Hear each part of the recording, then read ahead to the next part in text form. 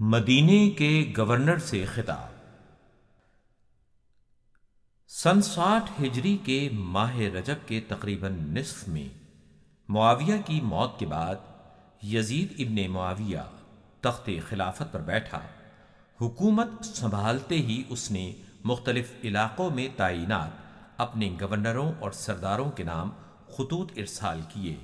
اور ان خطوط کے ذریعے انہیں اپنے باپ کی موت اور اپنی جان نشینی سے مطلع کیا۔ جیسا کہ امام علیہ السلام پیش گوئی فرما چکے تھے، ولید ابن عتبہ نے معاویہ کی موت کی اطلاع دی اور امام علیہ السلام کے سامنے یزید کی بیعت کا مسئلہ پیش کیا۔ امام علیہ السلام نے جواب دیا، مجھ جیسے شخص کے لیے غیر اعلانیہ طور پر بیعت کرنا مناسب نہیں، اور تم بھی ایسی بیعت پر راضی نہیں ہوگے، کیونکہ تم مدینے کے تمام افراد کو تجدید بیعت کی دعوت دے رہے ہو، لہذا فیصلہ کر لینے کی صورت میں ہم بھی اس مجلس میں تمام مسلمانوں کے ساتھ انہی کی طرح بیعت کر لیں گے، یعنی کیونکہ یہ بیعت خدا کی رضا اور خوشنودی کے لیے نہیں ہے، بلکہ لوگوں کی توجہ مبذول کرانے اور انہیں دکھانے کے لیے ہے، لہذا اگر یہ ہو تو اسے اعلانیہ ہونا چاہیے، مخفیانہ نہیں۔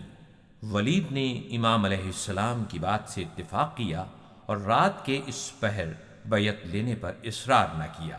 امام علیہ السلام واپسی کے لیے اٹھنے لگے تو مروان بن حکم نے، جو اس مجلس میں موجود تھا، ولید کو اشارے سے یہ بات سمجھائی کہ اگر رات کے اس وقت خاموشی سے حسین ابن علی سے بیعت نہ لے سکے تو اس کے بعد قتل و خون ریزی کے بغیر ان سے بیعت لینا ممکن نہیں ہوگا، لہٰذا بہتر یہی ہے کہ انہیں یہیں روک کر بیعت لے لو،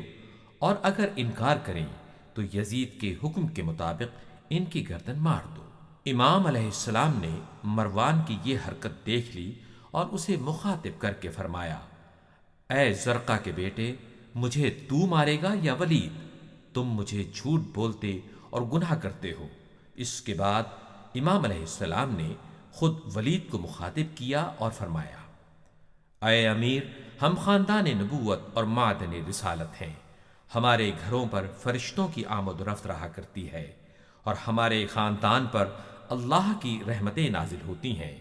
اللہ تعالیٰ نے اسلام کو ہمارے گھرانے سے شروع کیا اور آخر تک ہمیشہ ہمارا گھرانہ اسلام کے ہمراہ رہے گا،